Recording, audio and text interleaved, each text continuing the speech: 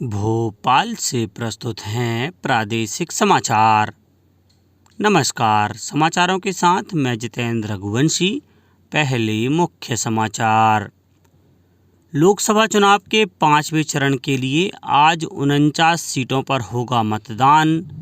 भाजपा, कांग्रेस सहित सभी दल लोकसभा के 6वें और 7वें चरण के प्रचार में जुटे और प्रदेश के अधिकतर जिलों में तापमान 43 डिग्री के पार।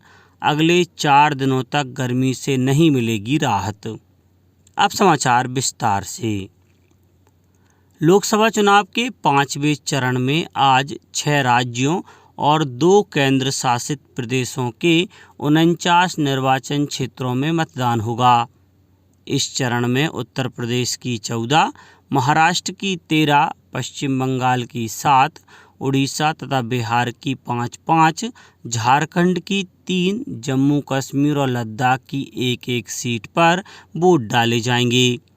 मतदान सुबह 7 बजे से शाम 6 बजे तक होगा। इस चरण में प्रमुख उम्मीदवारों में भाजपा नेता तथा केंद्रीय मंत्री राजनाथ सिंह, पीयूष गोयल, स्मृति ईरानी, कांग्रेस के राहुल गांधी तथा केएल शर्मा, नेशनल कॉन्फ्रेंस के उमर अब्दुल्ला और लोक जनशक्ति पार्टी के चिराग पासवान शामिल हैं। मतदान के लिए 94,732 मतदान केंद्रों पर 9,47,000 से अधिक मतदान अधिकारी तैनात किए जाएंगे। उड़ीसा विधानसभा की 35 विधानसभा सीटों के लिए भी आज मतदान होगा। इस चरण में 8,95,00,000 मतदाता वोट डालेंगे। लोकसभा चुनाव के 6वें और 7वें चरण का प्रचार तेज हो गया है। बीजेपी के वरिष्ठ नेता और प्रधानमंत्री नरेंद्र मोदी ने पश्चिम बंगाल के मेदिनीपुर, बिष्णुपुर तथा पुरुलिया में जनसभाओं को संबोधित किया। गृह मंत्री और भारतीय जनता पार्टी के वरिष्ठ नेता अमित शाह उत्तर प्रदेश के प्रयागराज और जौनपुर तथा बिहार में चुनाव प्रचार किया। प्रदेश के मुख्यमंत्री मोहन यादव ने उत्तर प्रदेश के गाजीपुर, बलिया और दिल्ली की लोकसभा सीटों पर चुनाव प्रचार किया। प्रदेश कांग्रेस अध्यक्ष जीतू पटवारी ने हिमाचल प्रदेश की मंडी में प्रत्याशी के समर्थन में जनसभा को संबोधित किया। दिल्ली के मुख्यमंत्री अरविंद केजरीवाल ने दक्षिण दिल्ली लोकसभा सीट पर प्रचार किया। कांग्रेस नेता राहुल गांधी और समाजवादी पार्टी के प्रमुख अखिलेश यादव ने प्रयागराज में संयुक्त रूप से चुनाव प्रचार किया। प्रधानमंत्री और भाजपा के वरिष्ठ नेता नरेंद्र मोदी ने कहा है कि 2024 का लोकसभा चुनाव देश के वर्तमान और भविष्य को मजबूत करने के लिए है। झारखंड के जमशेदपुर में प्रचार करते हुए एक सभा में उन्होंने कहा कि देश के विकास के लिए कारोबार सर्वोपरि है, लेकिन कांग्रेस कारोबारी समुदाय को देश का दुश्मन मानती है।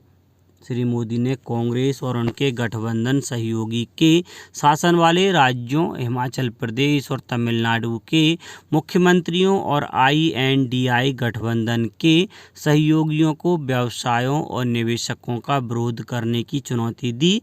श्री मोदी ने कहा कि अगर पार्टियां व्यापारियों और निवेशकों का विरोध करती रहेंगी तो इन राज्यों के युवाओं को रोजगार कैसे मिलेगा।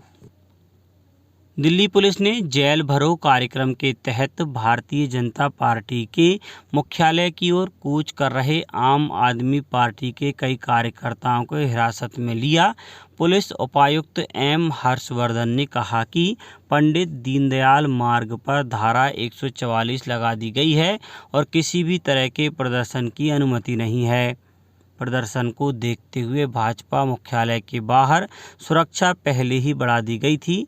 विरोध प्रदर्शन से पहले मुख्यमंत्री अरविंद केजरीवाल ने पार्टी मुख्यालय में आरोप लगाया कि भाजपा पार्टी नेताओं के खिलाफ बदले की भावना से कार्रवाई कर रही है। उन्होंने आशंका व्यक्त की कि आने वाले दिनों में और अधिक नेताओं की गिरफ्तारी हो सकती है तथा पार्टी के खाते भी फ्रीज किए जा सकते हैं। देवास जिले में श्रमिकों को रोजगार देने के लिए वन विभाग ने तेंदुपत्ता संग्रहण का कार्य शुरू कर दिया है। हरा सोना कहे जाने वाले तेंदुपत्ते का संग्रहण के इस कार्य से करीब 20,000 कार्ड धारक श्रमिक परिवारों को रोजगार मिलना शुरू हो गया है। देवास वन व्रत अंतर्गत तेंदुपत्ता तोड़ने पर करीब 10 करोड़ रुपए खर्च होंगे।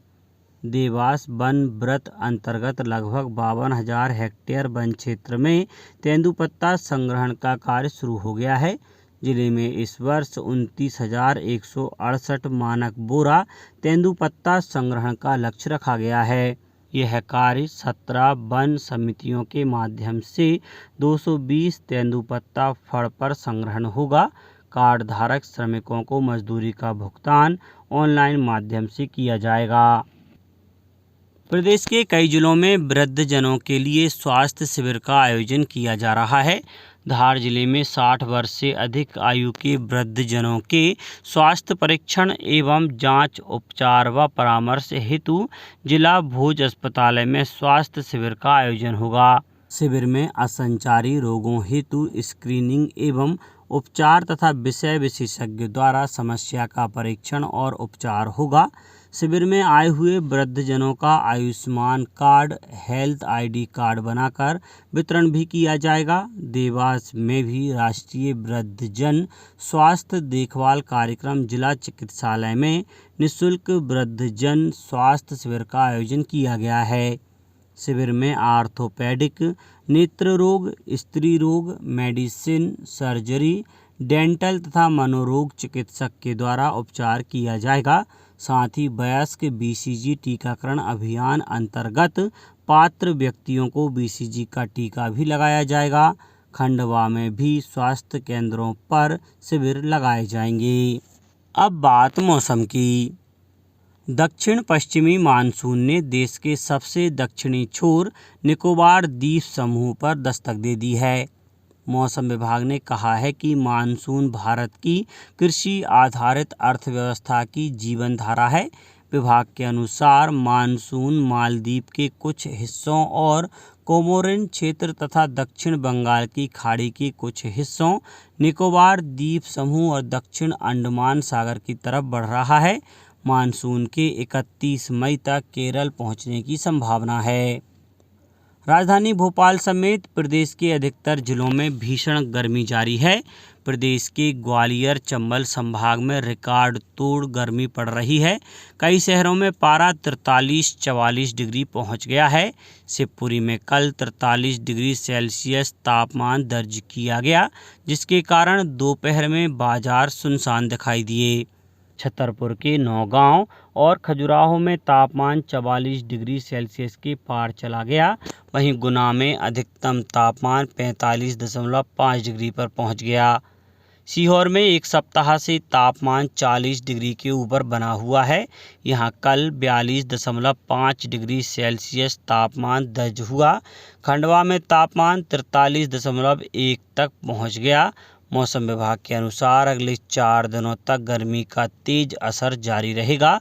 ग्वालियर, रतलाम, शिवपुरी, गुना, छतरपुर, मुरैना, राजगढ़, टीकमगढ़ जिलों के लिए लू का येलो अलर्ट जारी किया गया है। वहीं दतिया, भिंड, निवाड़ी जिलों में तेज हवाएं चल सकती हैं। इसके साथ ही बैतूल, श्योपुर कला, डिंडौरी, जबलपुर, शहडोल सहित 25 जिलों में हल्की वर्षा के लिए येलो अलर्ट जारी किया गया है। श्रीलंका में अशोक वाटिका में सीता अम्मन मंदिर में कल अपूर्व श्रद्धा भाव से कुंभ अभिषेकम आयोजित किया गया। मंदिर में गौपुरा के अभिषेक के लिए अयोध्या से लाए गए लगभग 25 लीटर सरयू जल का उपयोग किया गया।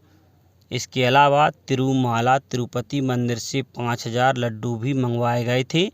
इस अवसर के लिए देश के कई अन्य मंदिरों और नेपाल के जनकपुर से भी कलाकृतियां मंगाई गई थीं। सीता अम्मन मंदिर रामायण पथ का हिस्सा है, इसलिए कार्यक्रम में भारत और नेपाल के कई श्रद्धालु भी समारोह में शामिल हुए। अशोक वाटिका को सीता एलिया भी कहा जाता है। अशोक वाटिका वही स्थान है जहां रावण ने सीता जी को बंधक बनाकर रखा था। अब कुछ समाचार संक्षेप में। अखिल भारतीय कांग्रेस कमेटी के महासचिव और प्रदेश प्रभारी जितेंद्र सिंह आज पार्टी के लोकसभा चुनाव प्रत्याशियों के साथ बैठक करेंगे। इसमें वरिष्ठ कांग्रेस नेताओं को आमंत्रित किया गया है।